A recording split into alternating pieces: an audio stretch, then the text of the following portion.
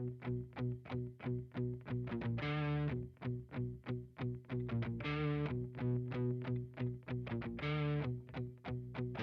There we right. go. Nice. Hello. Hey, dude. Good to see you. Good to see you too. Hey, how's everything going? Are you in the new house today? Yeah, man, we're still transitioning. We've got some books here. We've got all the furniture, so we're doing good. Fantastic, man. That's awesome. You moved a little I guess what us folks would call out in the country. Is Yeah, that yeah, true? man. Nice, I nice. yeah, I felt it was a good thing to kind of get some air to kind of because I mean I grew up in the country, so I'm used to it, and I really love it. And it's all kinds of room for Cora to run around in and all that good Nice. stuff. Nice, nice. Fantastic. How's it like your internet access? Well, you'd think that rural internet would be improving, but I haven't heard that it is. Oh my gosh, I'm actually very great grateful that I can get like Zoom and stuff and Fantastic, yeah. all that stuff out here because it's like just barely in the within the boundaries. Yeah, So good. like I get like 3 megs out here. So Yeah, but so far everything's been pretty good, for yeah. the internet. Well, Yeah. excellent, excellent, man. Yeah, that's it. I know that Arkansas appropriated a lot of funding to expand Hmm. rural internet. And man, I would like that's been, Arkansas was once upon a time primarily rural. I mean, there were Hmm. some cities, but it's like we were so underdeveloped. We had under 50 miles of railroad track before the Civil War. Wow. Yeah. Yeah, that's crazy. Like roads, like all the way. I mean, really, I mean, you think in our lifetime, they did the Bobby Hopper Tunnel. They've Yeah. improved like that avenue, but it was always, and for the roads being bad, like Northwest Arkansas would gravitate to Missouri for Hmm. business and stuff. So it's an interesting facet of our history. But I've been watching that, and I really do. I have so many friends that live sort of on the periphery of a decent sized city or something, and Hmm.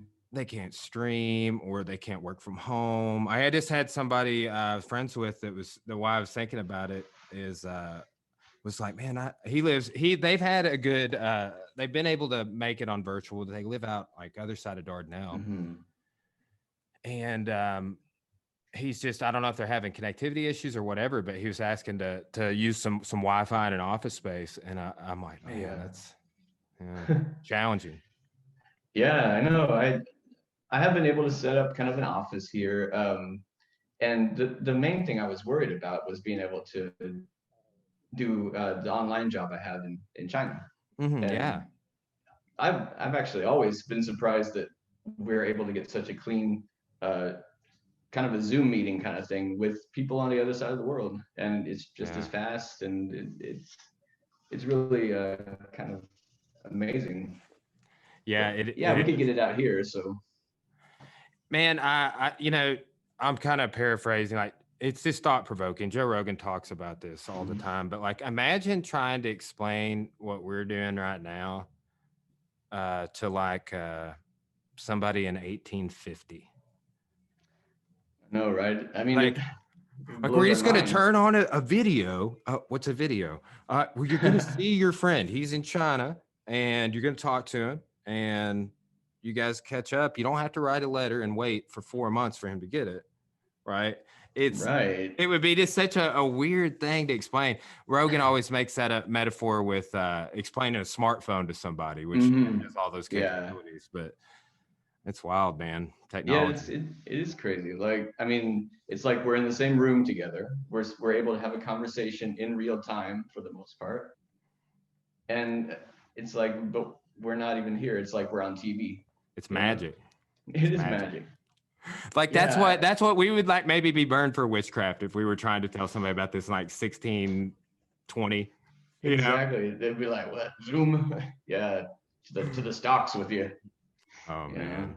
know, but yeah, Yeah, man. Well, hey, so if you don't mind, dude, like, so last time we spoke, I asked you about coming on the podcast, and you said you were going to have some schedule changes, and we were Hmm. play it by ear. And thanks for coming back on. But Yeah, you started teaching English in, well, not in China, but you're zooming into China. You have students. yeah. Can you tell me about that? What's that like? It's a pretty fascinating thing. It's called VIP Kid, and you have to have a bachelor's degree in something in order to apply for it. Not really any teaching like experience as far as like a professional teacher, but like if you have done like instructing, like you know, I did some work at Forster Davis teaching Yeah, music, and you know, even that will count for you. So that's pretty cool to get in, and they need more and more people uh, to be teaching English to these Chinese kids, and that's great. it's a great program. Yeah, I've heard of several people like when I was in college, I would be hearing of just different folks that maybe got history degrees. A couple of people I knew that Hmm. got history degrees um, did that, and some of them even moved to Japan. I know a guy that moved to Japan and a guy that moved to China to teach. Yeah, So it's interesting. Now you don't really have to. The necessity is not as high to relocate, I suppose. right. And it's crazy to think that I mean, China doesn't have all the things that we have. They don't have YouTube. They don't have, or at least if they do, I think it's very limited. Um, but and yet we're able to talk like this directly, you know, from the USA to China, Yeah, and so sorcery. yeah, man. But it's a great program. It's something I think they really say that they need to learn, even though you know it seems like everyone knows a little bit of English over there. Mhm. But I think it's part of it's also the interaction between the two countries. Yeah, yeah, exactly. And this may be totally off topic, but have you seen, so like following World War II, there was sort of a weird movement to stop teaching German Hmm. in the American school system. And do you see any of that? Do you know anything about that going either direction? I mean, it's interesting that I've always heard of people teaching English Yeah. to China in China. But what about vice versa? I wonder if it flows both Hmm. directions. I'm not sure if it does or not. I know that most of the people around the world, I mean, a lot of people know English already. Um, but as far as uh, teaching Chinese, like I know that there are some, like they'll send us these newsletters every so often and say, well, if you're in New York, um, you might not be able to apply anymore to be a teacher. And I know that certain states have started, I guess, banning that or something to, you know, the connection between, you know, certain states and China. Yeah. And I know there was talk of, I don't know what happened to TikTok, but I know that that was kind of a thing. But My wife is still on, Cora still gets on it. all right, so it never Still there. happened. So It's still there as far as I know. She sent me, I'm not on it, but she periodically will send me like a funny cat video or yeah, something. yeah, Yeah. that's awesome. Or I show But her a funny video on Facebook and she's like, that was on TikTok 2 months ago. And I'm like, yeah, well, I don't know. I think if they're going to spy on us, they're already spying in ways we haven't even thought of. and so are we, by the way, is Hmm. another great point to make. Uh, Right, right. Man, I took a class on espionage just for my undergraduate, and it eroded so much of my faith and what it just knowing that is also going on, that triple agency is going on at all times on all sides. It's Hmm. like, oh man. I mean, like, how bored do they have to be, you know, to spy on TikTok, you know? Uh, But yeah. man, I don't know. So they could probably, I mean, our phones are all tapped, you know. For that was back in the 80s. I mean, so I'm sure they can hear this conversation. I'm sure they're tuning in. Yeah, yeah. I mean, the sort of idea is like anything where there is a wired in microphone can be tapped into. So like I have my Yeah. my Yeti Pro right here, or just that's just a Mhm. Blue Yeti, but it's plugged in, it's on. I think that even if it was plugged in and I wasn't doing this cast, it could be accessed, and that's I've heard that on iPhones. Wow. Anything you can't take a battery out of or Hmm. power off of. Well, I heard the rumor is that they can see you through your iPhone camera, Yeah. or listen into the speakers and things like that. Yeah, I've heard yeah, I've heard of weird things like that with like adware and malware has kind of evolved to a point where Hmm. it might try and film you doing something or film you like make it look like you're watching something.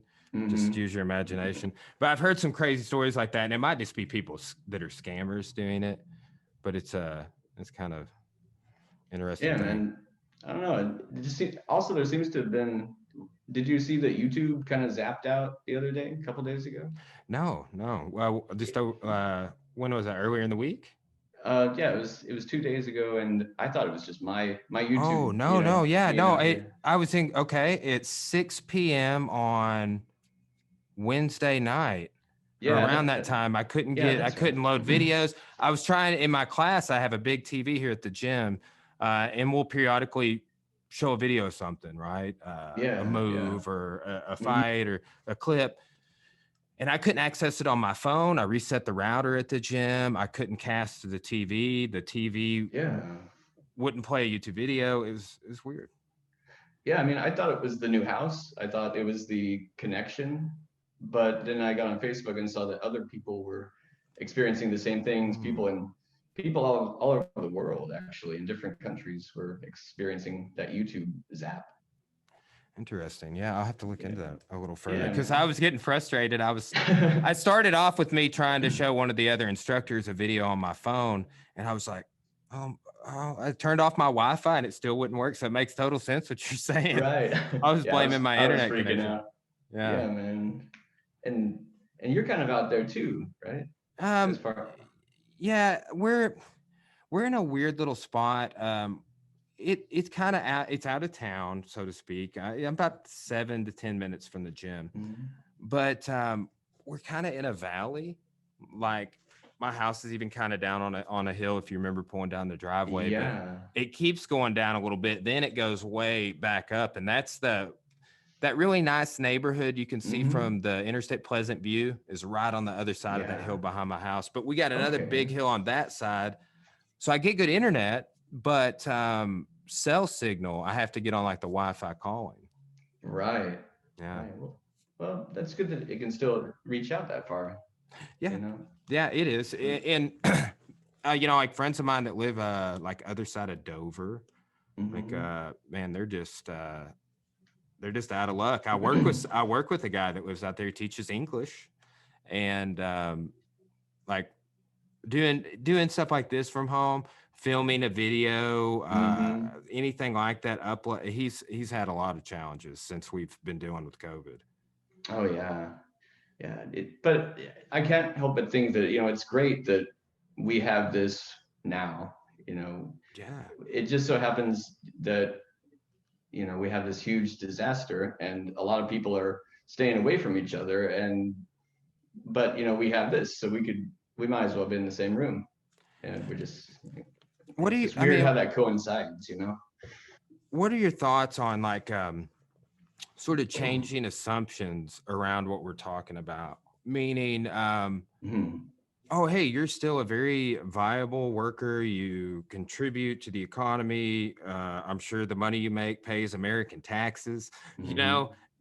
and you get to do that from your home. But very much like even where I work, there's this sort of hardline perception that you must be here this number of hours per week. Mhm. When you are not teaching, you must be in your office.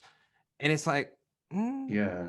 when I was quarantined, I taught all my because I never got sick, luckily, thankfully. Um, I taught all Yeah. my classes from just like you would do, just from my studio right here. So it's that necessity to some jobs. I think we could reevaluate. Like, I know you want this person to come to work to do this menial task, but is Mhm. that a necessity? Right. Yeah, I know that I know that a lot of people actually prefer online, you know, doing their job online. And it is true that most of the jobs could be done from home, or not most of them, but a lot of them could. And just the ones that needed to be there could go to work. And that way they could, kind of, I guess, socially distance a little better, Yeah. and it would be less dangerous. Did you ever see that? Oh, it's like a few years back. It was called, I think it was called Sentient. But it was like the Mm. idea that like we basically our physical bodies never leave home. We go out in like this, like I don't even remember the whole premise, but your body stays at home, but either a clone of you or something else is what goes out in the world. That way you don't get exposed to anything, you don't get Oh sick, you don't yeah. get murdered. You're just at home, right? It was a Bruce Yeah. Willis. It was a Bruce Willis film. It's several years back. Yeah, it sounds familiar. I Yeah, No, I that's a nice premise. And I think that's kind of what we're doing, except I suppose you could make robots or something that would walk, but also carry the Zoom I've se- thing I've on their seen some head. funny jokes about like somebody shows up to a meeting with like an iPad on their face, Yeah. like, "Hey, I'm here for the meeting." Yeah, Yeah, man. funny. That's good stuff. Yeah, that's kind of what we're doing. Yeah, And that's awesome. it is. And man, I've been able to just under in under these conditions, learning is an adult that wants to learn is so much Hmm. easier. Things like masterclass or great courses or Audible. I mean, there's so many Hmm. ways that people are putting themselves out there, and it's easily accessible. A lot of Hmm. people are paranoid that that's going to end up like killing education, killing the arts and humanities. And I had a book dealer tell me that. I was like, I think I'm going to use this because it's an audio book, and they're like, oh, that's just trying to replace you. And I was like, I'm here. I'm not replaceable Yeah. for what I do, the individuality of what I do. So there's some odd perceptions around, all of this that, and maybe it's generational.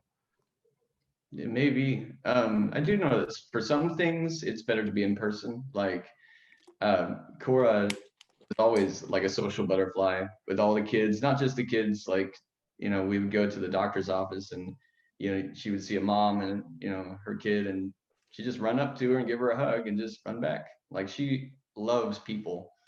And that's the only thing that I kind of regret about not doing the in-person thing, is because Cora just thrives off of other people.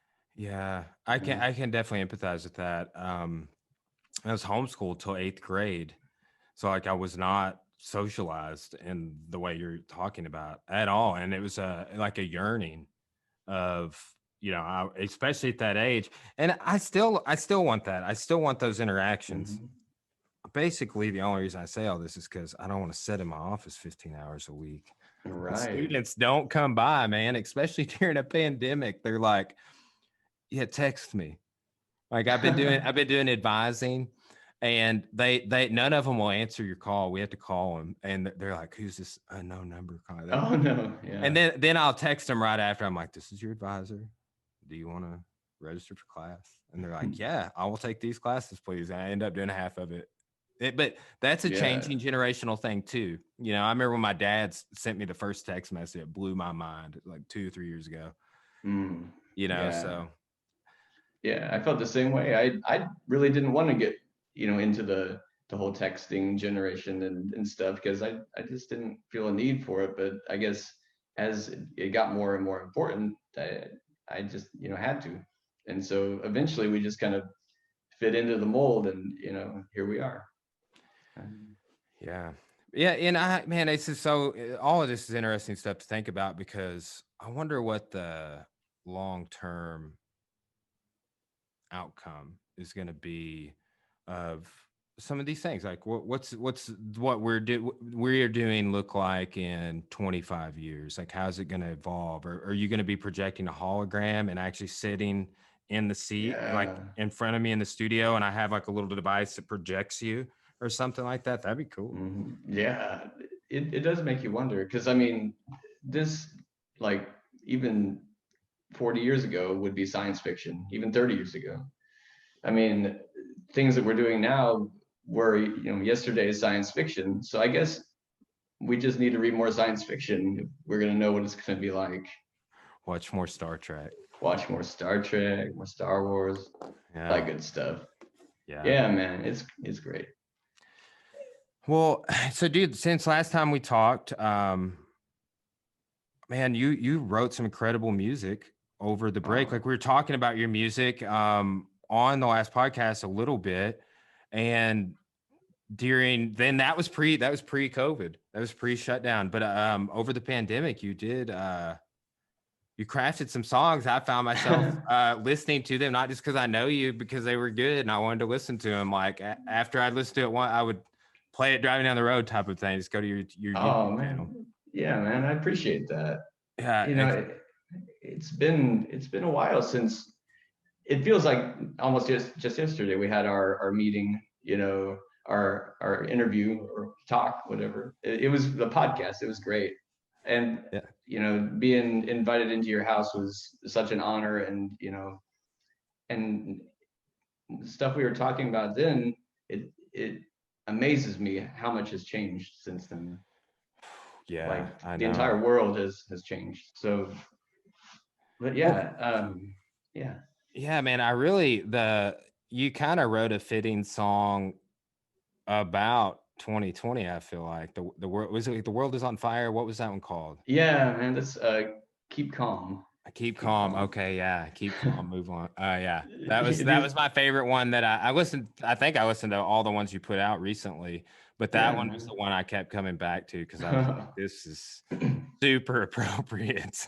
Yeah, man. It's kind of like I'm talking to myself.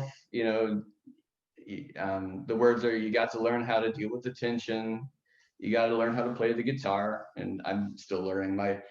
Actually, for that song, one of my guitar strings broke off, and I just kind of left it because I don't know how to fix things. But I wrote everything, all that based on the broken string and all the strings that were left, and I just wrote the song with that. And the solo line is on that second string that is now at the top. So the entire breaking of the instrument, contributed to that too. Yeah. Wow. And So I, did you play I guitar before this at all? Like I know you're incredibly musically talented and you're oh, writing also. But definitely like, man, like when you put all that together, I was like, "Th- this is what's your process of like you kind of yeah. explain it on the guitar, but did you learn guitar kind of for these projects? I mean, I started to learn it halfway through last year, and just because I never had, and I finally wanted to, and I was getting it all down and stuff. Just kind of your basic chords, three chords. But I mean, you can do a lot with three chords. You can sing a lot of songs. But as far as the other things, I wanted to look into other musical projects, like online. There are people that want to collaborate all over the place, complete strangers. And I was listening, and I heard that some people were putting this kind of new beat to things. Some people were rapping over new music. Some people were singing, and like I realized I just wanted to do a collaboration with somebody um, that I didn't even know. And so I found, a guy who's a really talented artist, Ali Sanchez, and he wanted to too, and he's all about positivity and you know and looking on the bright side of things. And he's such a great person to work with. And so we did a couple of songs that are out there where it's kind of my music and stuff, and a beat like a drum beat, and him. And so I wanted to. The whole point of it was I wanted to bring all kinds of things together, multimedia. So I have I have just this drum machine because I don't have a drum set yet. I have Finale. I have WavePad, and I blend those together, and then I record the guitar over it and the vocals over it, then kind of compress it into an MP3, and then just I have fun making a little video to go with it and I post it. Nice. Um, yeah, it's the whole thing, using many different uh, softwares, many different sources, many different artists, like human people, and just putting it all together. And to me, that's what music is about. It's about everyone coming together, no matter how different we are, and that's been my main theme. You know. Ben, here's a question for you. Like the main thing that I thought about with all this, because I kind of maybe you had mentioned that you hadn't been playing the guitar very long, and like a Mm. social media post or something, we talked about it. But I kind of had that thought is, and I ask anytime I talk with someone who is a lyricist or a vocalist or is thinking about the song in that way, I guess I'm always fascinated to know their perspective on like, okay, you wrote the lyrics to, let's just say, keep calm, right? How did you write the lyrics first? You write the music first? Did you compose the music to match? How do you approach that? I like to play around on the guitar. Mostly, I like to play around on the piano, though. And that's been the best thing about being out where nobody else is. I can finally go full blast on the piano and kind of make whatever songs I can feel like. Because usually, yeah, it just kind of flows, and I don't have any plan beforehand, and it just I'll play something over here, and then I'll hear a chord progression that I particularly like, and then I'll put it to music. But with the guitar, it was just something I was playing around with one day, and I thought, ooh, that sounds pretty good. E minor. I really like the sound of E minor, and just being able to go from just three chords basically, and then I would play the three chords, and then I would stop and I would hum it to myself, probably in my sleep too, and just sit on it, and then think about how I'm really feeling at the time. Like I I know we all have all this energy that can sometimes just pour out of us, especially in these times where everything is just so extreme. It's easy to spew, you know, and and I know when I saw you use that word, that's kind of what people are doing, and it made me think about myself, and it made me think about our society. And there's good ways to spew and there's bad ways to spew. And my good way to spew is taking it out on the piano or taking it out on the guitar or writing words that describe, what's going on so that the volcano doesn't, erupt in a destructive way. It can be changed into a song, and people can listen to it and they might relate, and maybe then their volcano won't be as active too. Yeah, yeah, for sure, man. So, That is such a good point. Is because these types of, in my personal experience too, these types of creative endeavors are an outlet. Writing in a journal is an outlet. Talking to another human being about your feelings is an outlet. mm-hmm. Creating a song, sometimes just playing. Like I just sometimes just pick up my guitar Mm-hmm. and play it. And there's no focused practice. I'm not working 15 minutes on my scale exercise or anything like that. It's just like this is something different. I'm just doing this to relax, to chill, Yeah. to not think about the world. Mm-hmm. Yeah, So man. And it really is an outlet, in every sense of the word. I get the feeling, just like when I'm playing guitar or I'm playing the piano, especially like with the guitar, I can literally feel the stream of everything that's up in here just billowing out and going through the guitar and just going outward.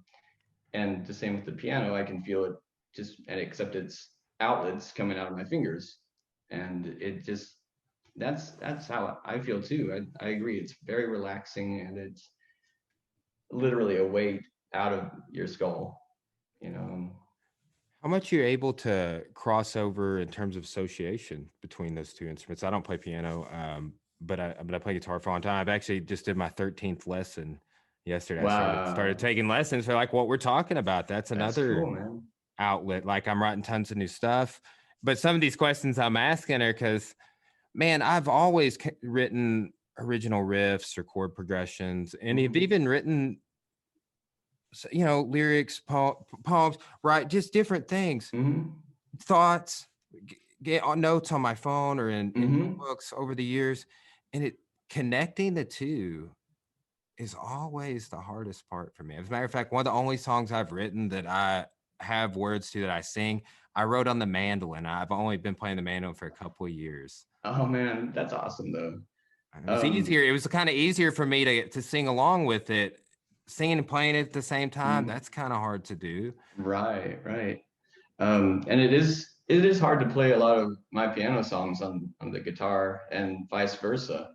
Um, just because at the time when we come up with it, it's uh it's for that specific instrument, and that's how you hear it, and that's how you remember it. And it's almost like changing the song if you make a guitar song a piano song.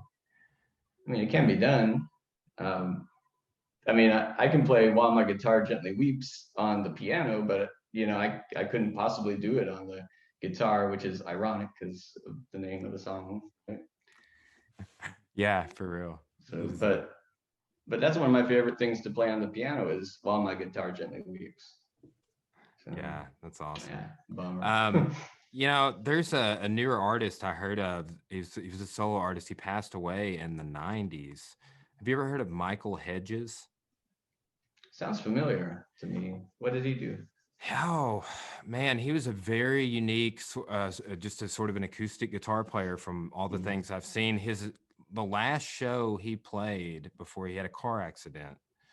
Between shows, the last show he played is on YouTube, and my Hmm. guitar teacher turned me on to him, and I've listened to several of his songs. That live performance, I didn't listen to the whole thing. I listened to a good portion of it just in the background, and then kept coming back to it. Listen to the first, Hmm. but he plays that song on guitar. But have you ever heard of a guy named Andy McKee?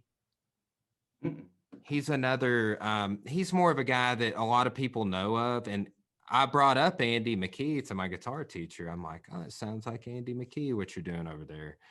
And Huh. he was like, these are people that do like finger tapping on acoustics and stuff, Oh, right. Yeah. alternate tunings. They might even have a weird shaped guitar you've never seen that's an acoustic.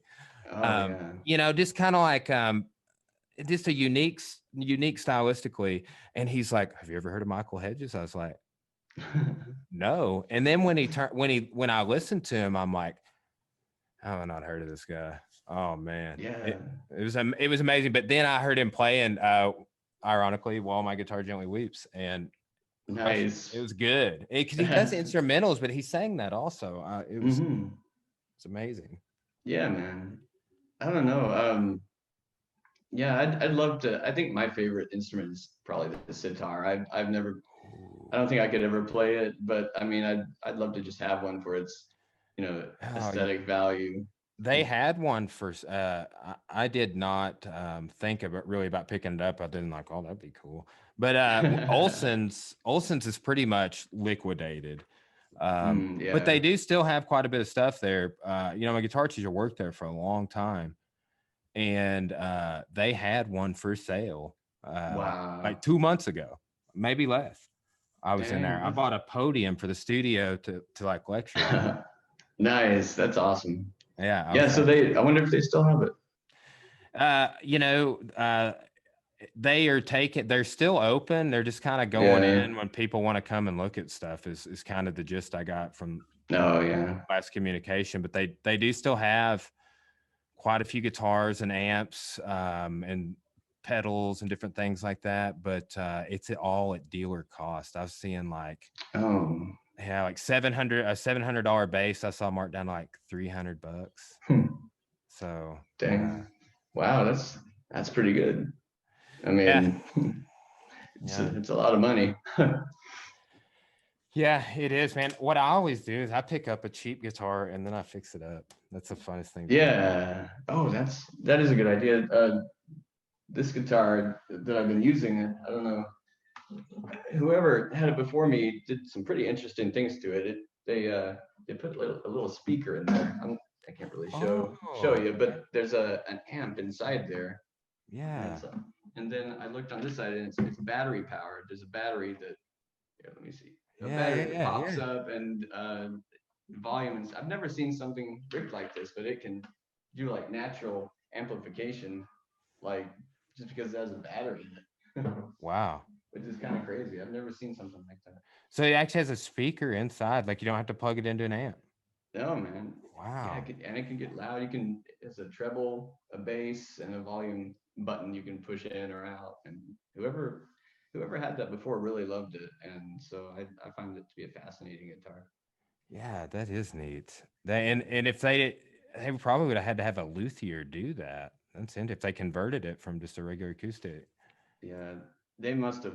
Well, it's also it's an acoustic electric as well. I mean, you can plug it into an amp too. Oh, okay, okay, yeah, yeah, But yeah, I've never seen that kind of a thing. They must have taken it all apart or something in order to get yeah. deep in there to do that. I'm always interested to. I had this guy on the podcast. His name's Johnny Rubin, but he goes by Mm. the name Dr. Funk. Huh. He's a Yeah. bass player. His videos and his live streams get like one of his videos I really enjoy. Has got millions, like tens of millions of views. But Yeah. when he was talking to me, he goes out and busks a lot, or he did a Hmm. lot more before COVID. Now he's been able to get he went viral busking all the time. So he's been able to harness that kind of like a working from home capacity. Like he does Yeah. live feeds and stuff. But he had this amp that was battery powered. And I was like, dude, Huh. playing like something with like D batteries in it out there on the street. Like not so he doesn't have to plug in like little interesting little things that I started looking into that buskers do so they can Hmm. not have an elaborate setup, Yeah. you know. Yeah. Totally. I know the keyboard that I have takes some D batteries, and you can just take it over, on the sidewalk and just play it, and Yeah, it doesn't matter where you play it. You could play it anywhere. yeah. And yeah, that's what it sounds like. I always had a fascination with people who can do that. Like you only really need like a special pedal, an echo pedal, I guess. I don't know what you call it, where you play one thing, you A record it on the looper, pedal. yeah, a Looper, looper. that's right, that's Yeah. right. I always thought that would be like the perfect thing to have if you just wanted to go out and make your own band out of one guitar. Yeah. Yeah, this guy does that. This Johnny Rubin, Dr. Funk guy. He Hmm. that is kind of and I had another guy perform that's in this widespread panic tribute band, my favorite band, a tribute band. But he like they're very well known in the community. And he played with a looper and man, how he utilized it was so creative and I I have a looper, and here's the extent. I play my chords, and then Hmm. I record it, and I try and play a lead part with it. So it's like a practice tool, Yeah. and it helps. But people are up there playing these concerts, and they're a one person band. Hmm. One of my favorites is a girl from Australia named Tash Sultana. Hmm. If you've never heard of her, and I know I keep mentioning some different artists and stuff, but she is amazing. She'll play some keys, she loops, Hmm. she plays guitar, and it's just her. And you would never think that one person could do all of that live. And she does, Yeah. or like big concerts live, just boom, Tash solo. Yeah, Sultana. yeah. Sultana, Yeah. Tash Sultana. She Yeah. is something else. Write I'll tell that you what. down. Here's what I'll do. Let's just because we can circle over to your YouTube. I will. I'm gonna pull up Okay. YouTube and do a screen share. Yeah, man. hopefully I get it out here. I hope it doesn't slow It, down the video. if it does, we'll see what we can do to remedy. Okay, cool. Okay. Can you see my screen? Yeah. Yeah, I can see that. Okay, cool. Let me maximize it. All right. Yeah. So she's got a YouTube channel, and I'm subscribed. Tash Sultana. I'm gonna ring the bell too. I'm gonna have to Yeah, figure out. man. Let's see. And Oh, she gets into it, man. Okay, I'm gonna try and find a good YouTube channel where I feel like it won't get flagged for us to oh yeah. watch. 3 million views. Oh, let's see. There's a couple of couple out there that are really good. I'm just gonna pull. Let's see. Daisies. How long is that one? We'll pull this one. This is I've watched this one recently. I'm gonna turn it down a little bit. All right.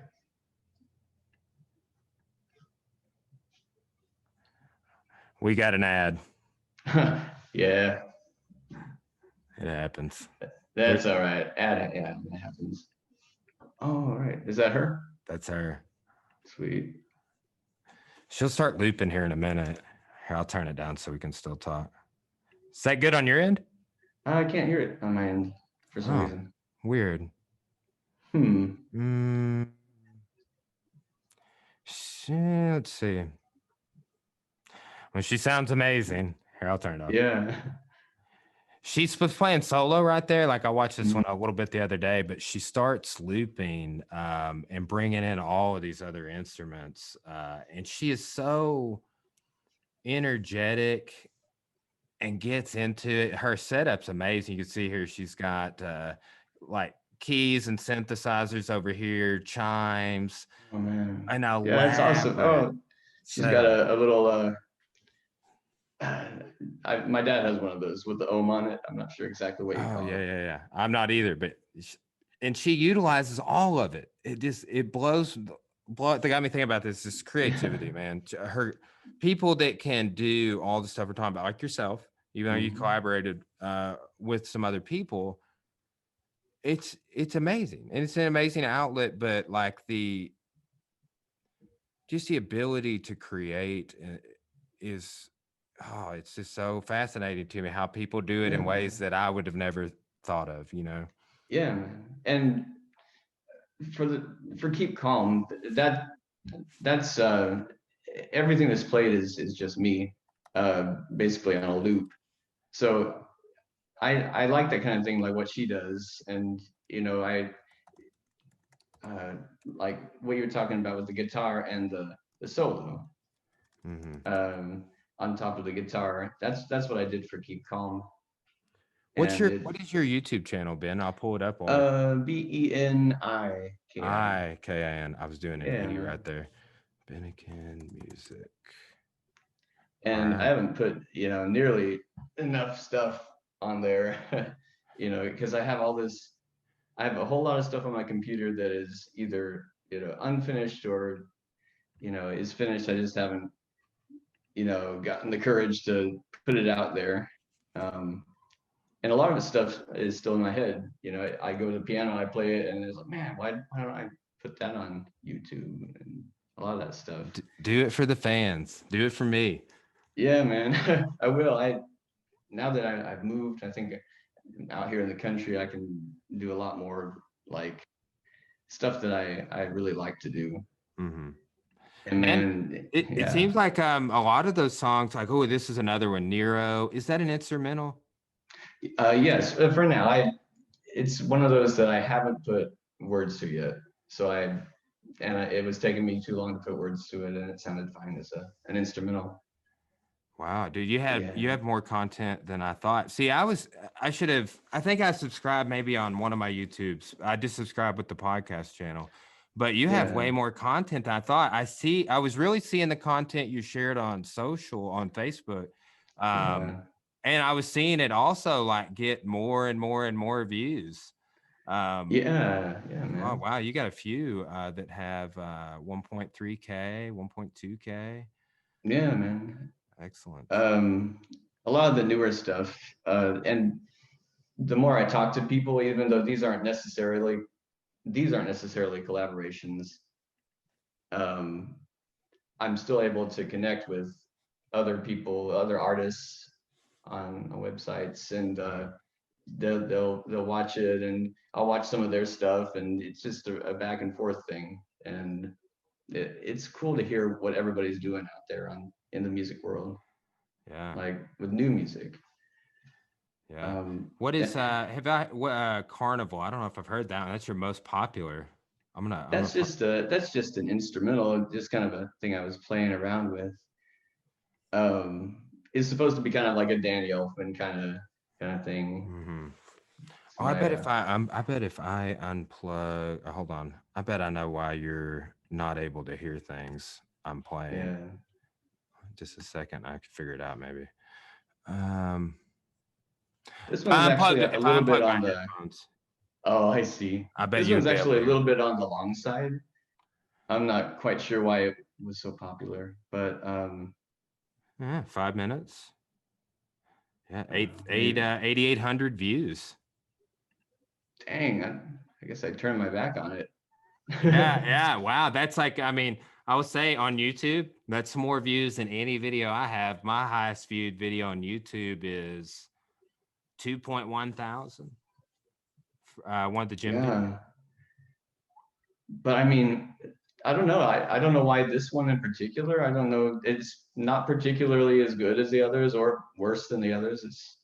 It doesn't, I mean, it's just kind of, it's more like what I have in my head when I go sit down at the piano. It's just kind of abstract, sounds and stuff. Um, a lot of these songs, I don't know what they mean until years later. Um, Almost like it's one of my favorite ones, I guess. Let's see. I don't know. I think a lot of people really liked Zen. Um, Okay. it's just kind of I don't know, it really chills me out. And at that point, I was just kind of trying to simplify things. So I had you know, I just kind of wanted to relax myself. I do a lot of this stuff for my own emotional needs. And then after it's gotten to that point, I really don't know what to do with it. So I kind of put it on, you I know, like this one. I haven't heard this one. I like it a yeah. lot. Thank you. I don't Ah, know. I had just purchased the final finale, you know, upgrade, which has world instruments and things like that, and you could pretty yeah. much write symphony scores if you wanted to. Um, but I mean, this one in particular, I just needed something at that moment in my life to just put me in the zone, and it's one of those that a few people, 1,000 people Yeah. watched, Almost 1,100. and they I didn't see any dislikes on it. So it looks like 16 likes, zero dislike, and that's kind of rare because usually there's somebody out there who dislikes something, and I wondered why this one, got such good scores. Yeah. You know, What, why, let me ask you this. How do you, I mean, I kind of say it doesn't bother me, but like deep down, sometimes when people make some comments on some of my stuff, it does bother me. But then I just remind myself that it shouldn't, and I move on. But does that stuff ever bother you? How do you deal yeah, with man. people being critical your endeavor here that no one should be critical of, but people are, like you said, people always are kind of critical.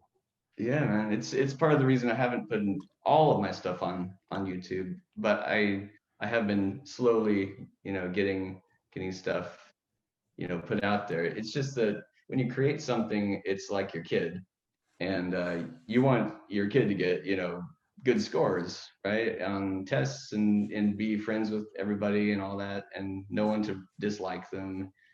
And so, on a video, I could get 20 likes and then just one dislike. And it always seems to happen. I'm not sure who that one person is, but I don't pay attention to the 19 or the 20 likes. I pay attention to that one dislike. And that's just kind of my personality, which I do need to work on. But it's just hard to do when you put yourself out like there and you have one tiny little thing that bothers you.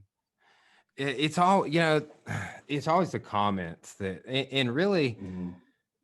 I get comments all the time. For example, and this bothered me a little bit more in certain ways just because of the topic. But Mm-hmm. like when I last saw you at Mm-hmm. that march in Clarksville, the Black Lives Matter rally, Mm-hmm.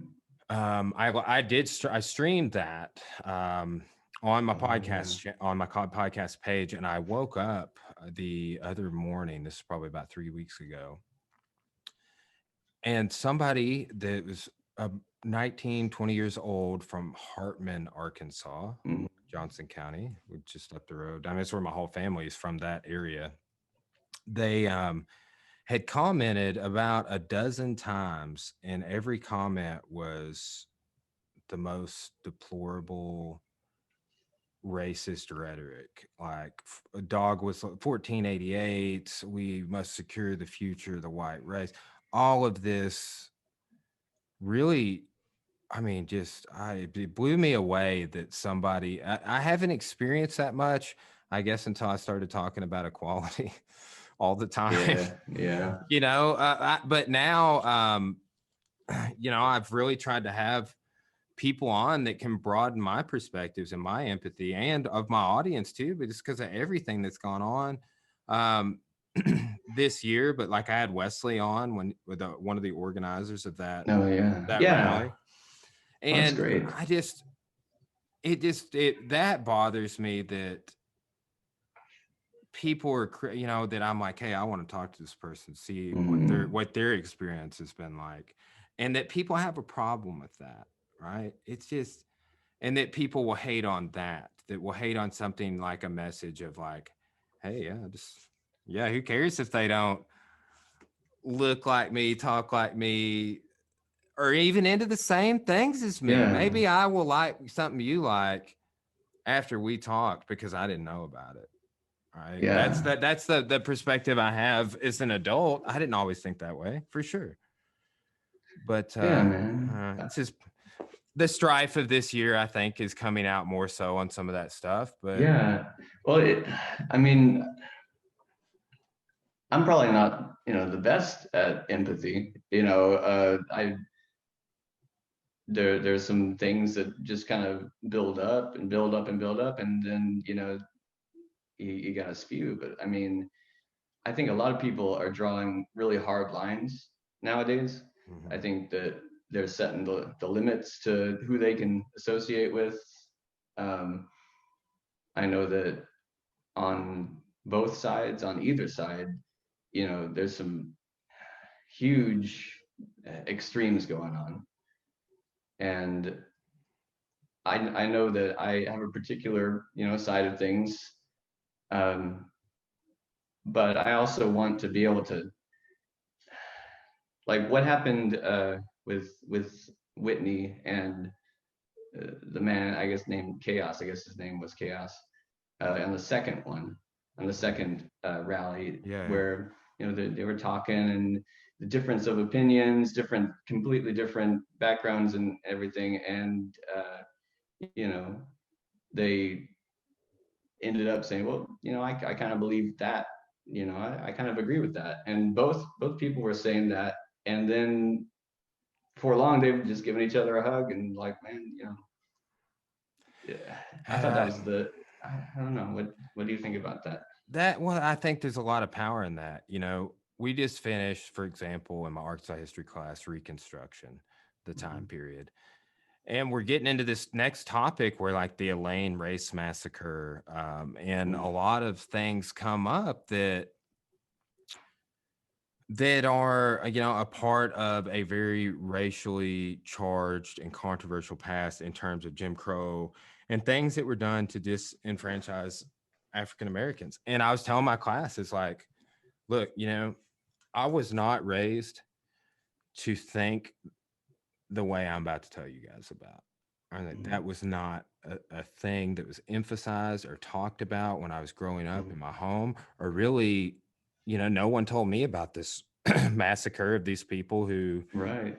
fought in segregated units in World War One. You know, and I kind of made the point to him. It's like it's this sort of stuff that really, as an adult, I was able to develop empathy for way more groups. And in my adult, like in my current timeline, like last 5 years, that's seen me labeled as some wild stuff. Back to the comments section, it doesn't really bother me. This one's kind of funny, but I've been called a liberal brainwashing college professor. Oh man. Perish the thought. At least I'm not a Liberal brainwash. at least I'm not a Confederate sympathizer. That's Yeah, man. I mean, yeah. On one hand, I don't want to uh, take sides, but on the other hand, I mean, there's a lot of things that I think should be deal breakers, like racism, and I don't know. It's just nowadays everyone is pretty much planted in their position. Like no amount of news or facts or anything will sway anyone either way. It seems like, or at least for the most part. And I don't know, but I still think, man, I we need to not settle for racism. So, and I do think it's a big problem. I know the other side of it is, people are saying, well, we don't want, riots and looting and things like that. That's how people go about it on the other side of the argument. Um, but I don't know. I don't have enough information to know. All I know is that we grew up with Whitney and we grew up with those guys that were going to be out there. And the first day that they were doing it, I was driving through and I saw people with American flag / Confederate flag, on one side, whole bunch of counter protesters, and on the other side there was, the Black Lives Matter side, and you know, I felt like, yeah, there's COVID out there, there's all this stuff going, but I mean, we need to stand up with these people. These are our friends, these are our fellow human beings who are, yeah, being treated badly just for the color of their skin. And I thought that, the least I could do was stand up with them. And, Megan came too. She wanted to do it too. She did a great job. And, it was good to see you and Thurman and Julie. And I mean, it was good to see a lot of friends there and to see that it wasn't violent. It wasn't, there was no looting or rioting. It was in a city that all of us call home, at one point or another. And even the counter protesters, they were there, but they really didn't dominate the thing. It was kind of the religious message, um, that was going on up there that countered them, and it kind of showed them that this is what needs to happen. We need to come together instead of, you know, yeah, I know all lives matter, but I mean, that's one of the things that I've gotten really tired of explaining. When people say no, Black lives don't matter, all lives matter, and I I've had to keep coming up with different ways of explaining the argument, and I'm not sure if it's even hitting home or if they even want it to hit home. so many of those people, Ben, think that that organization is Marxist and is gonna infiltrate and take over all of our institutions. And I mean, that is one the thing that I ran into, that is this sort of conspiracy that that everybody involved with Black Lives Matter is a trained Marxist, and their goal is essentially to undermine democracy, and they are funded by international socialist groups and all. I mean, Mm-hmm. and this is, coming from one side of the aisle, I have not been able to substantiate any of that above and beyond one of the leaders saying that they had training as a Marxist. But like, I don't, man. Yeah, it only takes one, and Yeah. then I mean that's all it takes to really put that idea in everybody's heads. uh, Even though it's, I mean, I I have had a little Marxist training, but not. I wouldn't call myself a leader yet. well, man, like think about like the second Red Scare in American history. If we were to like say this and they were like listening on our microphone, like we were joking about earlier, Mhm. we find ourselves in court, like the era of McCarthyism. And Right. I think that is way more rooted in this paranoia and fear and maybe it's still justified, right? Like maybe that's just the point. Like I was talking with a Chinese person the other day, and I was Hmm. like, I mean, he speaks Mandarin. Like he owns a couple of businesses in Arkansas. Is successful, and I was like, dude, um, eh, do we still think China's trying to take over the world? Because what? Why do we still hate them? Do we still have to hate Russia too? Why do we have to hate? It's like the Yeah. cold, and it's so crazy to me how much the Russia thing came back in the last and whether it's merited or not, right? The Cold War is over, McCarthyism is over, but a lot of those Hmm. paranoias are deeply ingrained and fears. Absolutely. Anything to uproot, our traditional way of doing things, right? Our system as it is. Yeah, it would. That's one thing that I've noticed is a lot of people are rooted in their ways, and their biggest fear seems to be anything that could change their tradition. Hmm. Um, and yeah, and Megan and I were just discussing this earlier today. There's there's one group that wants to change and progress, and there's one that wants to stay still and be traditional. And you know, I can see that where people want to make America great again, like it was, when the traditions were, kind of set in stone decades ago. I think that's what that must mean. But and a lot of people find comfort in that, just like a lot of people find comfort in church or things that we routines. If we're to look on a smaller perspective, people who have routines, I know I don't ever want to change my routine because it makes me uncomfortable. So changing a tradition, you know, might really scare some people. Well, and I do think there's very much still this tradition alive, and I've never I heard it all growing up, but I never really, once I started thinking about it as an adult, understood it. As a matter of fact, I was like, I think that this creates a problem. I'm saying this, but like, you know, the United States is the greatest country on earth. Hmm. Right? Like, why do we have to make it a contest? Like, how about we just like try and elevate, which without maybe forcibly spreading democracy, Hmm. maybe just try and elevate other countries to a similar status of prosperity that we enjoy. um, Maybe that's just through information and technology and cultural borrowing, both Yeah, directions, man. and the sharing of thoughts and ideas. I think that there's because of our capitalistic nature, that it's like, mm, okay, let's just money, we'll just give them money, right? Yeah. Or funding, aid, whatever it is, and then we'll have some influence or Right. whatever it is, But oh man, that's something that's very interesting dynamic. Is like how things have globalized, how the interconnectedness has changed over the last 100 plus years, Hmm. and the approaches that I guess what you would term superpowers have taken to sort of moving the world forward and what that looks like. Hmm.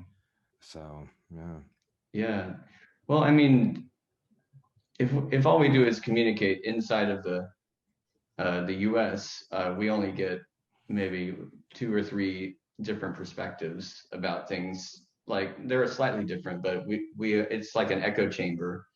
If all we do is speak to other Americans, and like it's interesting to see what the world looks at when it sees us, like what it sees.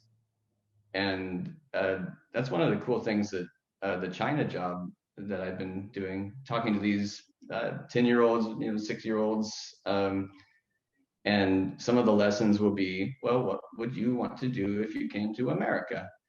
And one of my students says, well, he stopped and he's like, Ben, do you have a gun? Do you own a gun? And it's like, well, no, I don't own a gun because I'm kind of accident prone, and I I really haven't thought about even purchasing one yet.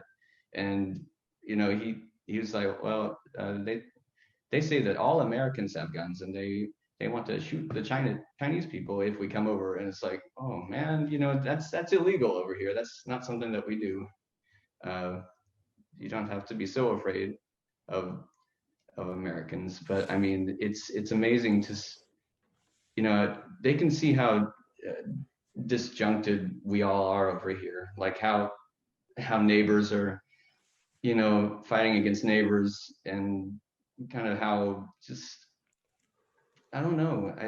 I feel that there's a huge divide, and that red and blue has just kind of I don't know taken over. Just looking at the map, it shows just how fractured everything is, and the fact that you know pretty much you know close to a half of people are on one side, and another close to another half are on another side, and it's now starting to get kind of uh, dicey. It's getting a little negative on that front.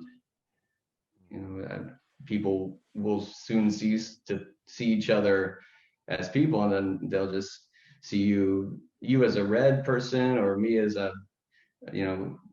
just a color. And now there's only two colors, red and blue, and maybe I don't know. That's all a lot of people are seeing. And once you see that, it's a video game, and we're enemies.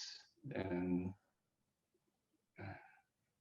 I don't know. I think that's what's going on, and I'm trying to think of constructive ways to bridge the gap, without accepting the things that I know are fundamentally wrong, but also realizing that everybody pretty much wants the same thing in life. That's been a challenge for me this year, especially.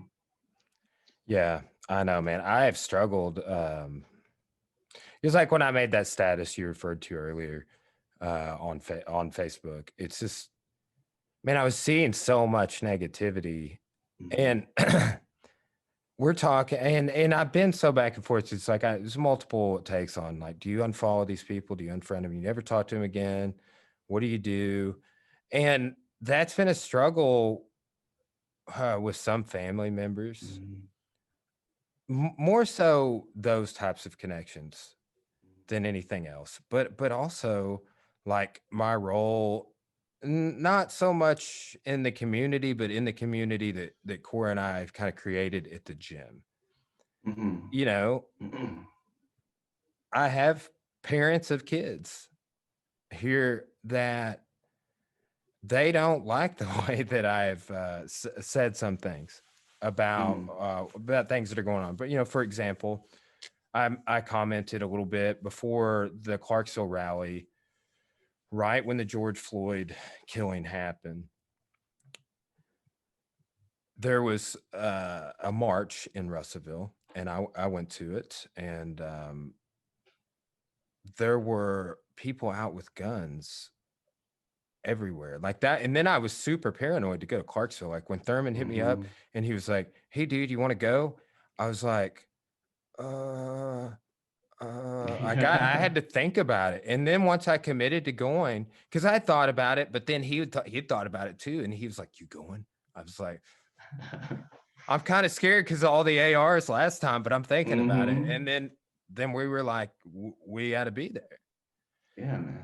Well, I know And that the day I went across the bridge, they did have guns and they were threatening with guns, and I felt the same way. was You that the know, second day or was that the first? Because I no, that didn't. was it wasn't it wasn't during the rally. It was the first day that the banner went up across the main Oh, bridge, and I really thought there was going to be some stuff going down because you had everybody on the all lives matter side uh, on the left side of the street and Black Lives Matter on the right side. And there's just videos of that day when there's just so much yelling and, there were people on one side, pulling out guns and just shaking their guns. And like, I thought it was going to go that way, honestly, the first rally, but thank goodness it didn't.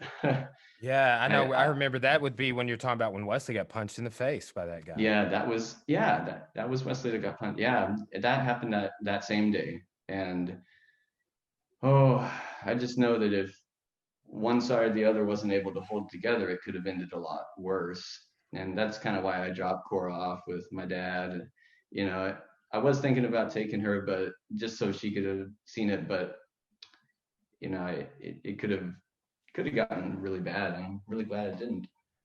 Yeah, likewise, I was happy I went, and like that first day where I saw you there was I didn't see any guns. There were some people yelling. There were some counter Mm-hmm. protesters, but it's like that was just a peacefully well done event with a bunch of like minded people who were Mm-hmm. not acting aggressive and Yeah.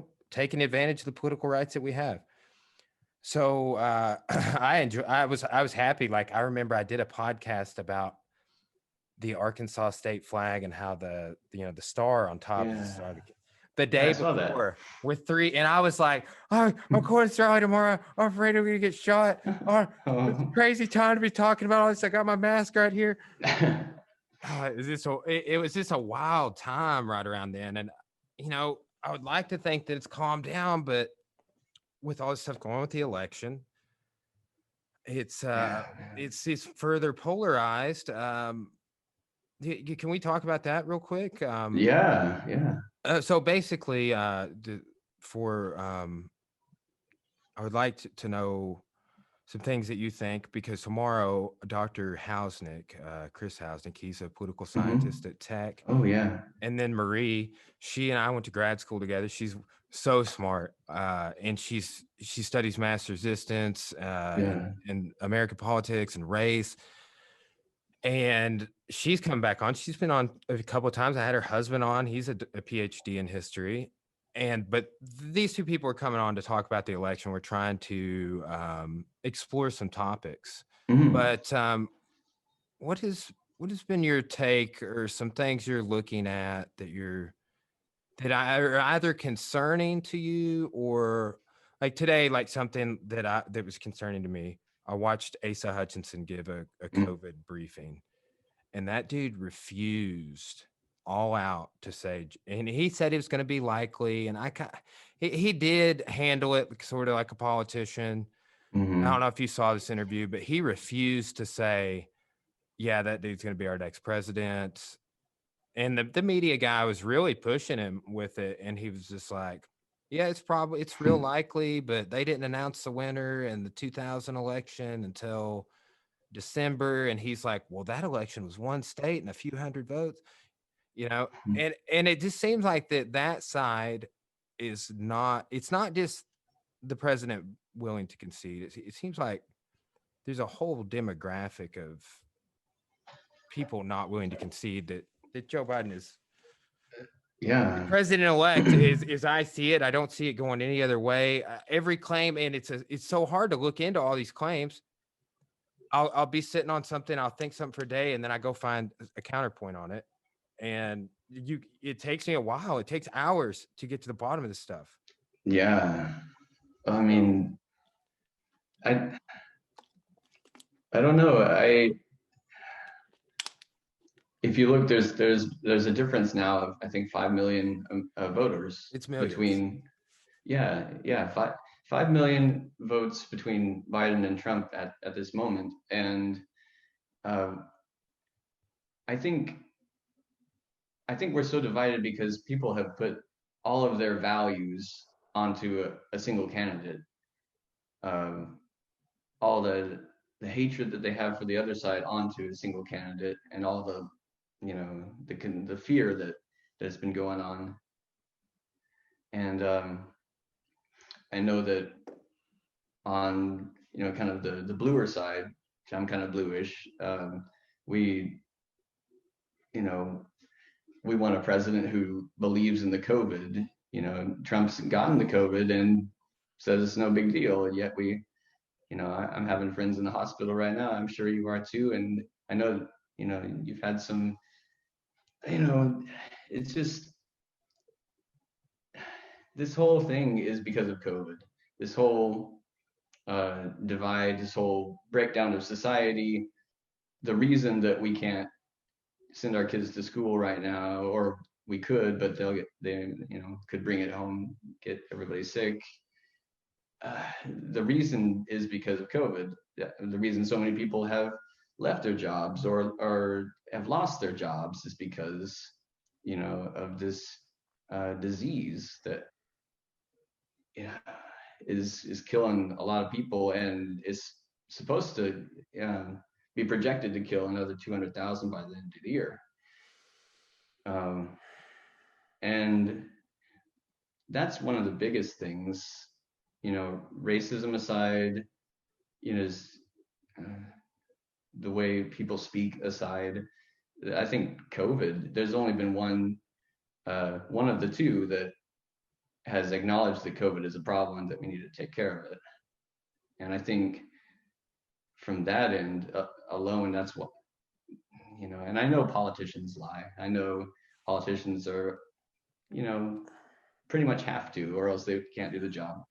Um, but I mean, some don't lie as much as others, and I do think it's important to take the COVID seriously, and I know a lot of people do.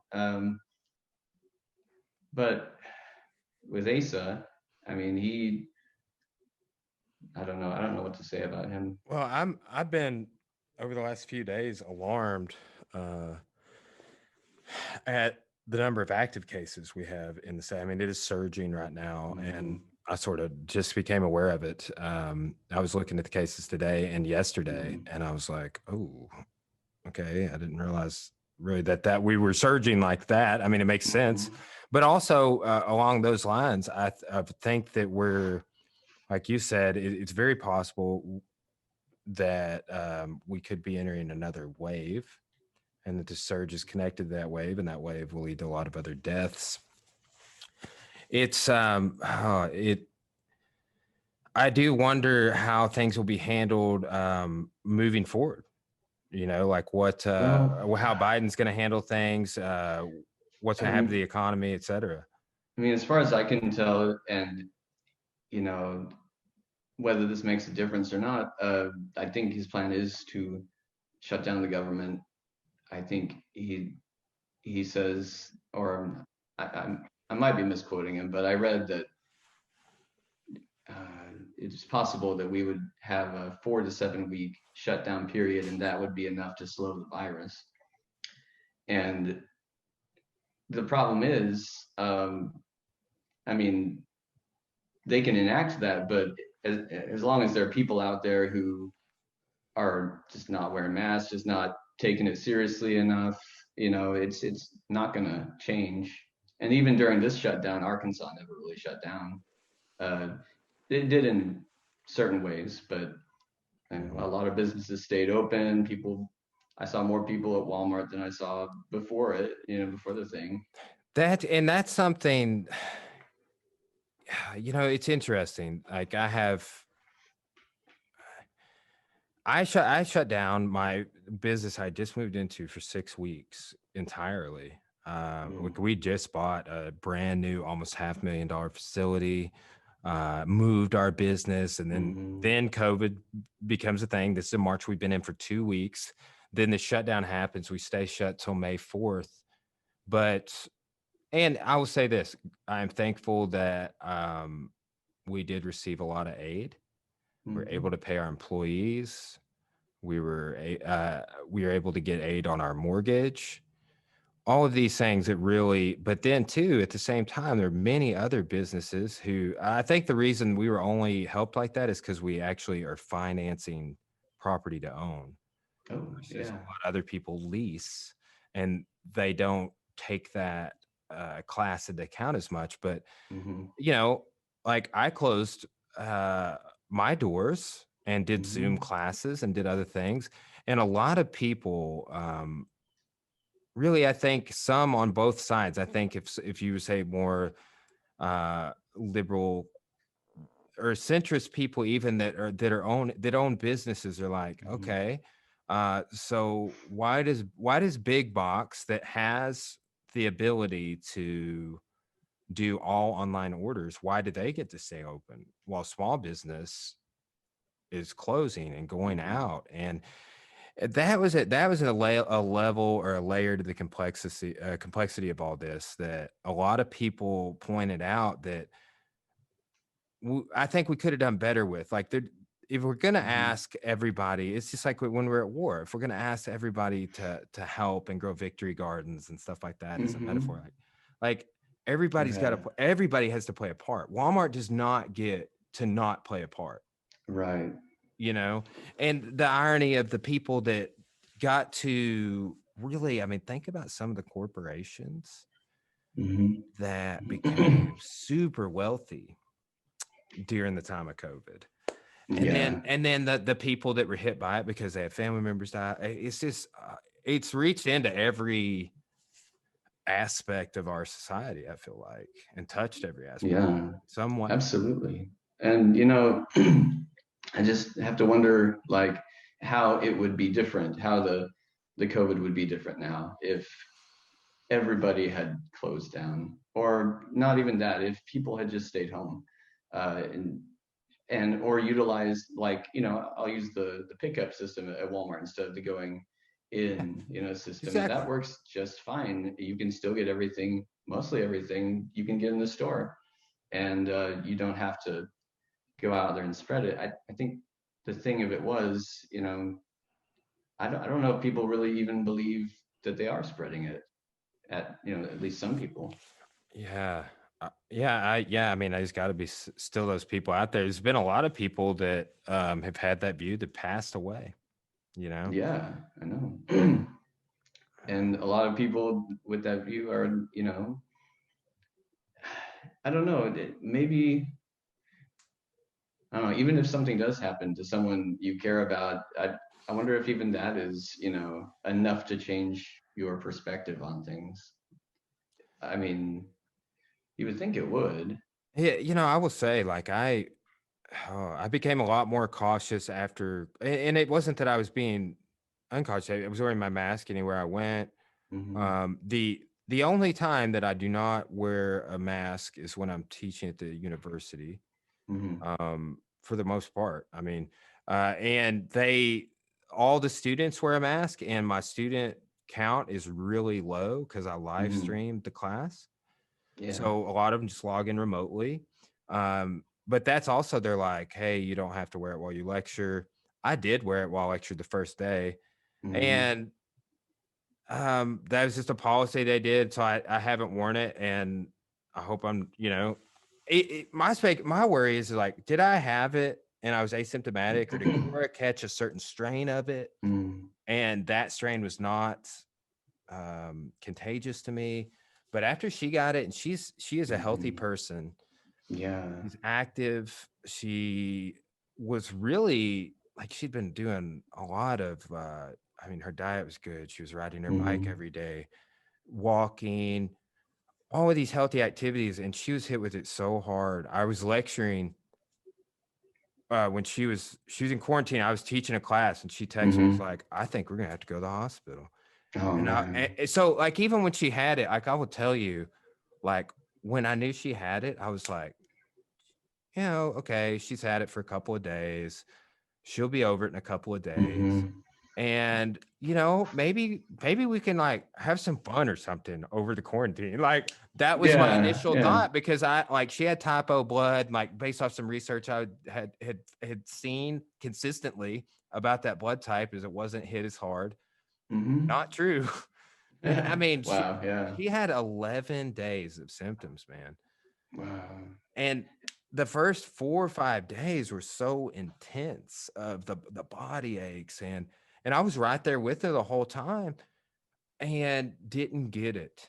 That's the thing that's so crazy. Mm, But the flu works in that same way, and I'm not calling COVID the flu. I've been making that point to people, in yeah. that 3 years ago I got the flu really bad. Cora took care of me. She didn't get it. Mm. So But man, how's she doing now? she's good. She said yesterday that some of her taste and smell still a little off, Isn't but that weird? I wonder why it affects your taste like that. I don't know. That is super strange. And some people, I know several people that have I mean, it's been a month for her before she Hmm. started really getting a lot of it back. But some people reported not getting it back at all. Wow. Uh, But she is getting hers back. yes, yes, Oh, but good. it is still, it's different. That's just the best way to probably say it. But Hmm. yeah, it's in the symptoms she got, so the oddest symptoms, man. For example, like between her fingers, Hmm. she got this weird rash. It wasn't on her fingers like there or her palm. It was between her fingers. Wow. And I noticed it and I was like, "Hey, what's going on here?" And we looked it up. It was a symptom of COVID that I had not heard of at all. Um, Wow. just and it manifests in the oddest ways. It's so hard to understand, harder than the election. Yeah, man. Yeah. And it, there's like at least three different strains. I think the one from China went to Seattle to the west and started spreading there. I think I read that the Italian one is what hit New York, and then like a completely third like mutation strain is what got kind of the middle of the country.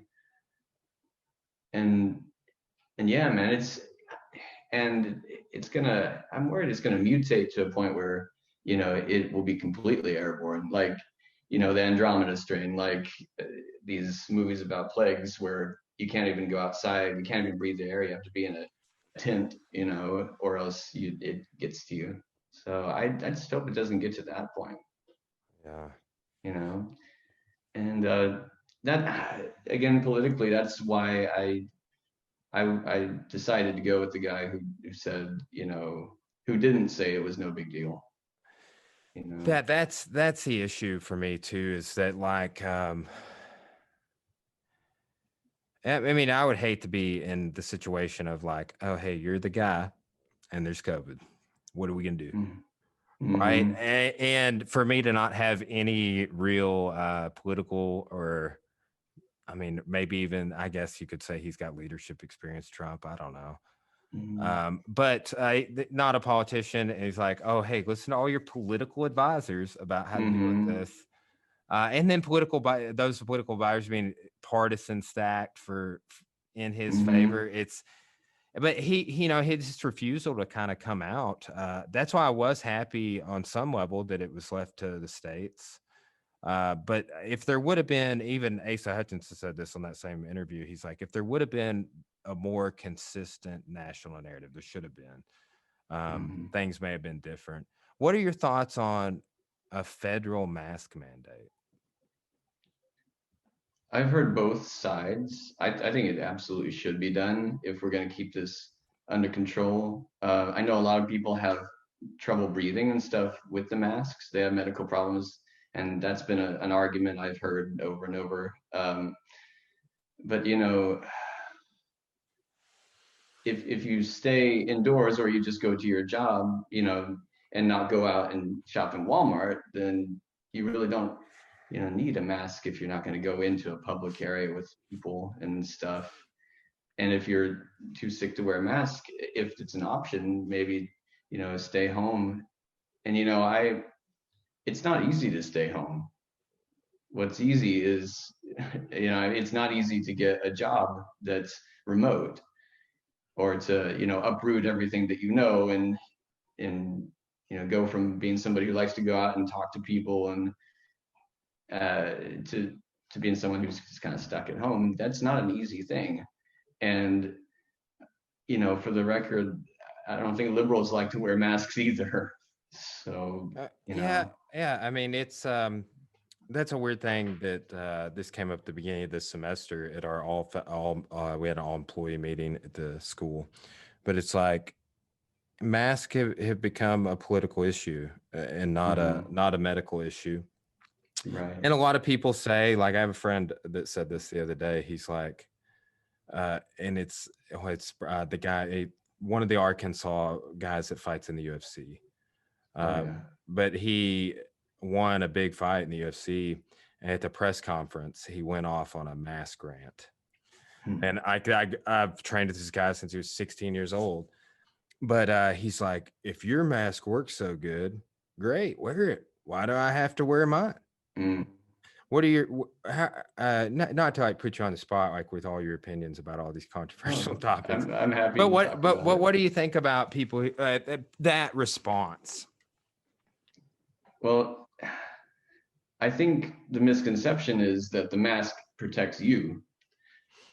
And that's the misconception I first had, because like, well, we wear a mask so we don't get the virus.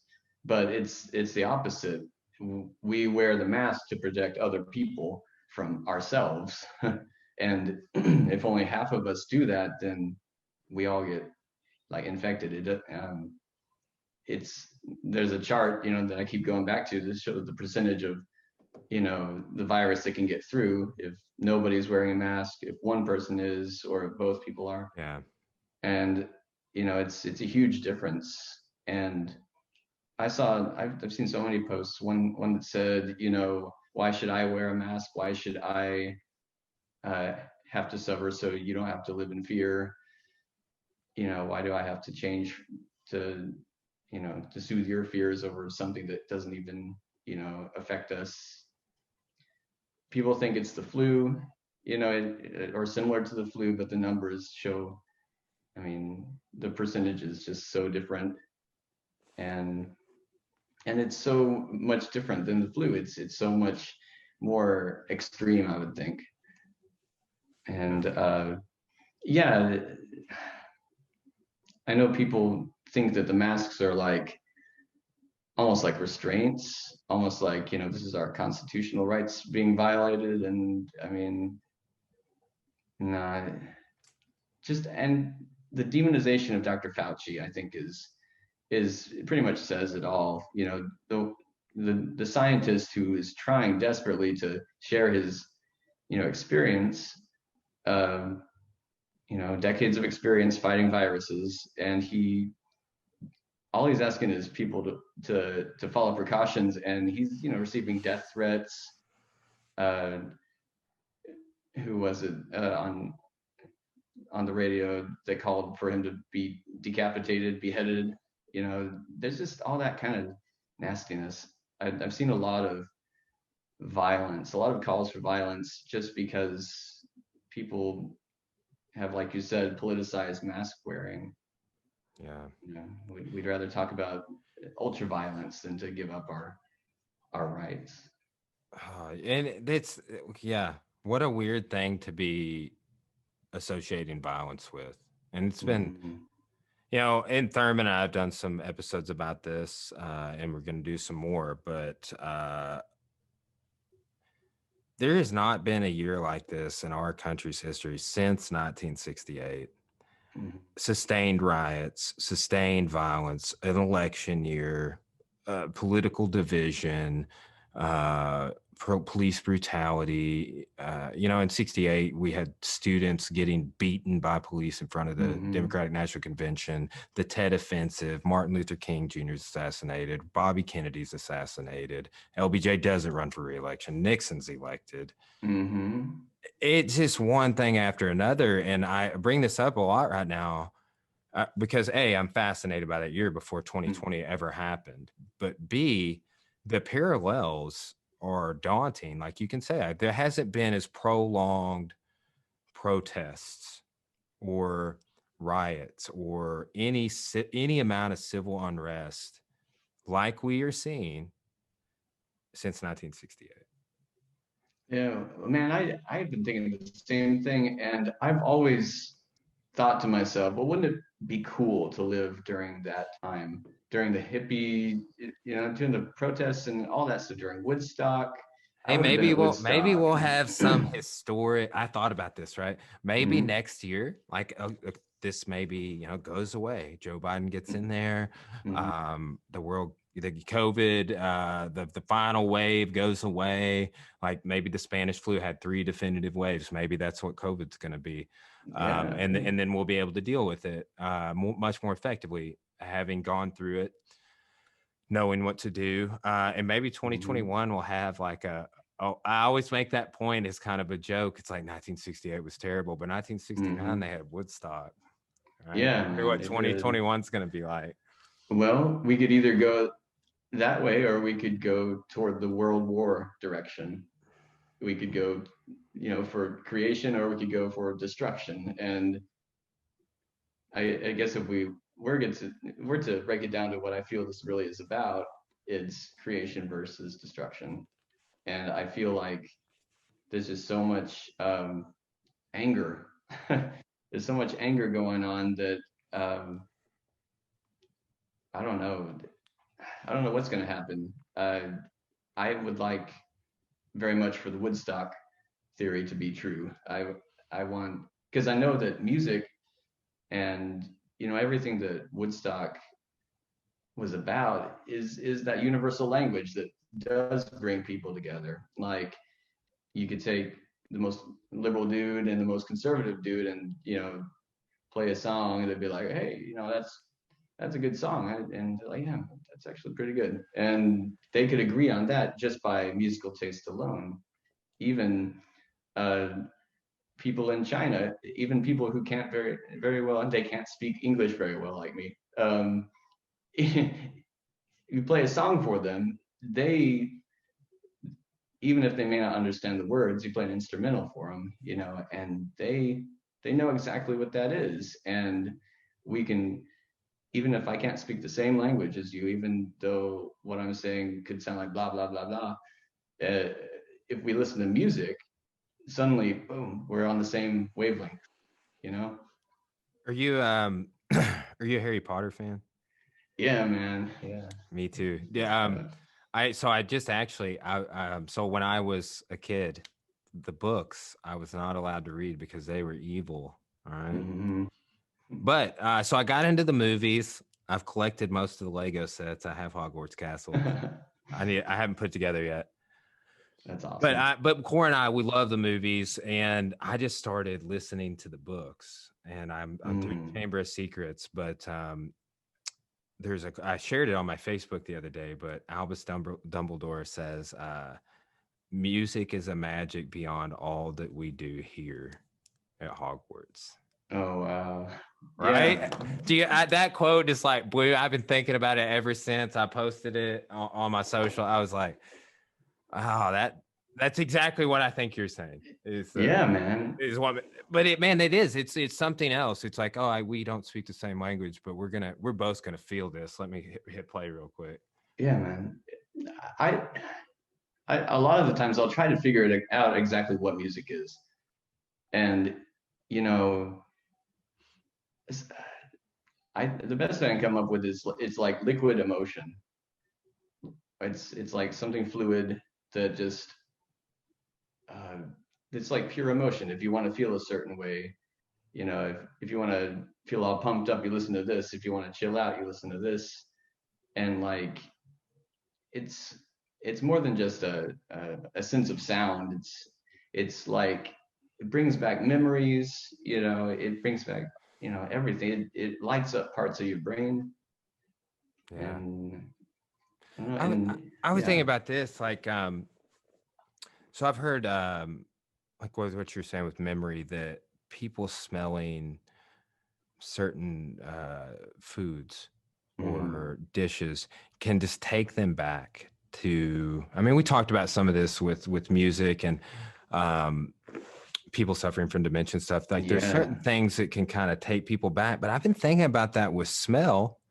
Um, Hmm. like for example, like I know for a fact, like this got me all of this, the COVID losing, Corey losing, all this got me thinking about. She loves like our house, burning candles to smell a certain way, right? And Yeah. and she makes our gym smell a certain way. She's very impressive to make a martial arts gym smell really good, right? Yeah. But I was thinking about this just this week. It's like I think that, and I don't want to say just women. I think it's more, but I think smell is one of those senses that, like, for her, if things smell a certain way, it Mhm. makes her feel relaxed. That's what I think. Yeah. It's like it is, and then I got to thinking like ancient world. I'm like, people always had this incense. Always, I like burning incense, Yeah, gold man. or frankincense and myrrh Hmm. and perfumes. Like when I read about the Egyptians, like they were super into smells. Yeah, that is interesting.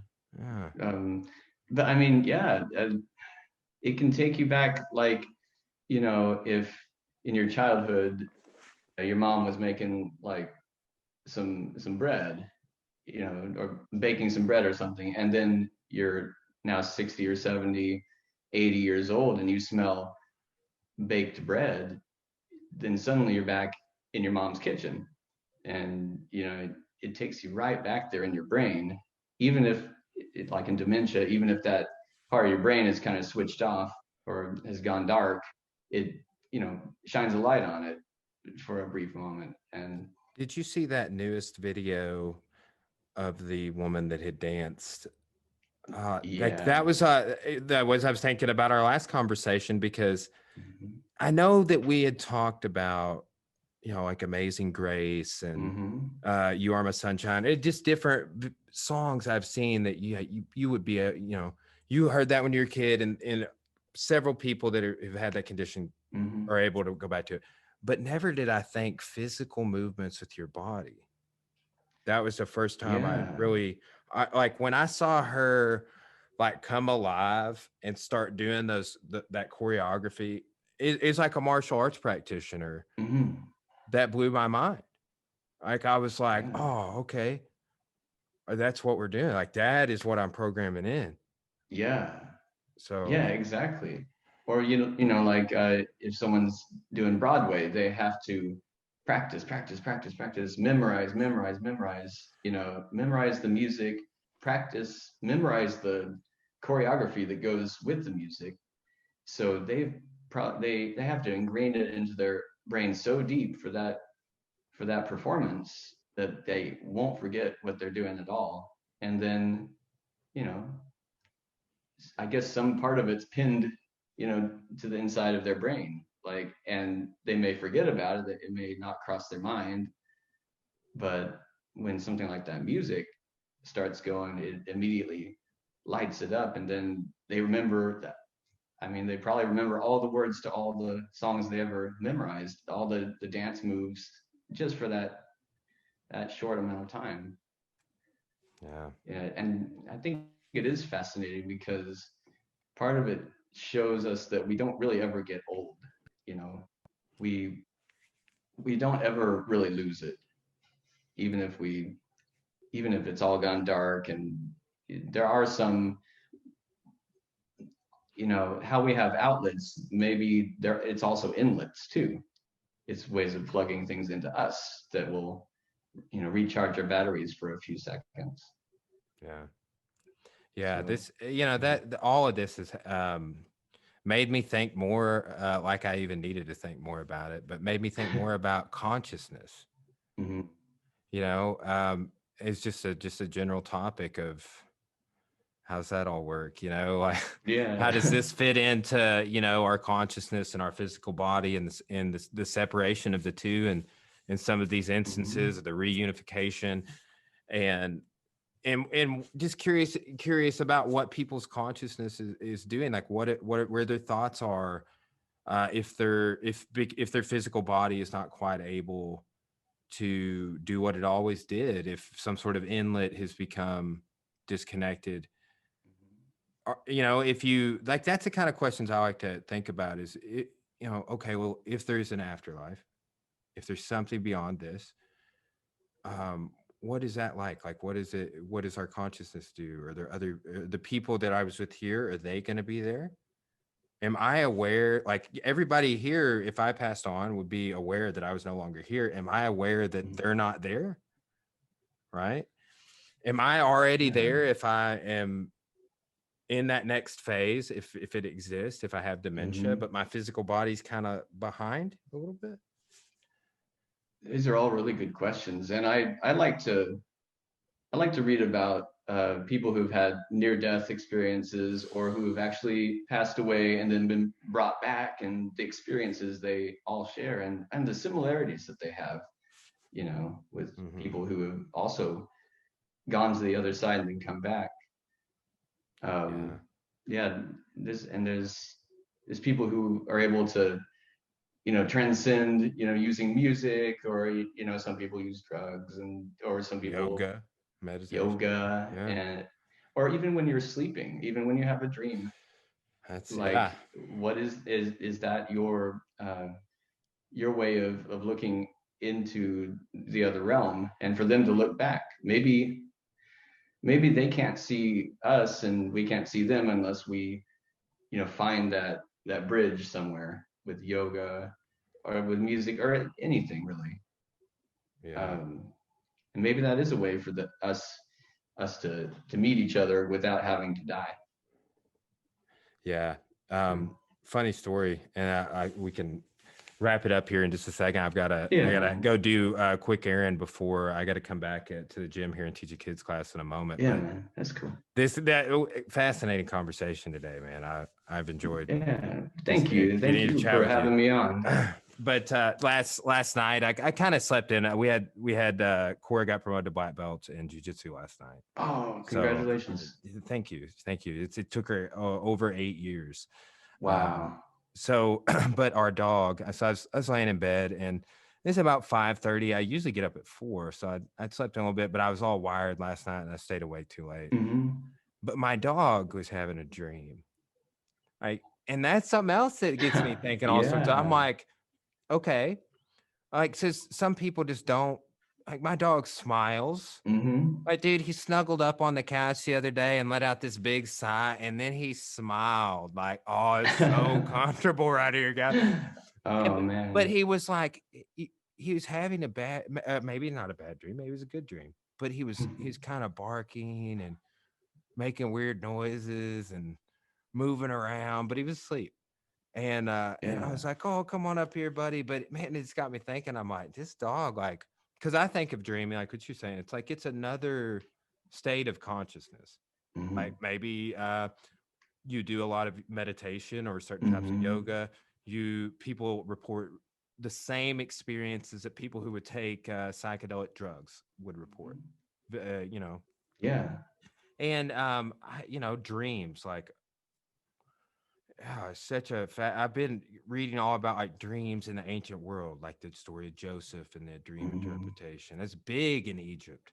That's the part of that Yeah, story man. that is really, I would argue, indigenous to like Egypt. Like one of the Egyptologists follows, he's like, this is the part that fits. This is the internal evidence of like, that's Egyptian. Like, let's look at this dream Yeah. book. Like the Egyptians Yeah. were big into interpreting dreams. um, but yeah, dream states. Even my dog has them. What do they mean?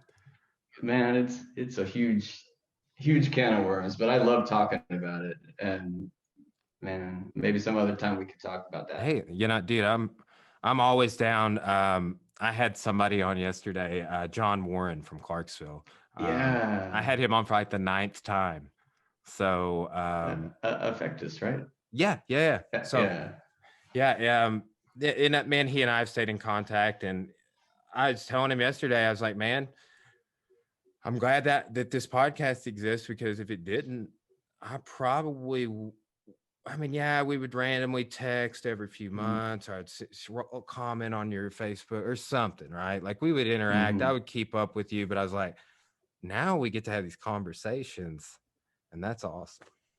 Yeah, man. And it's good to have a deep conversation. Like deep conversations are very rare, and I appreciate your podcast because you know just how to stimulate the really good stuff to talk about. You know. Well, thanks, man.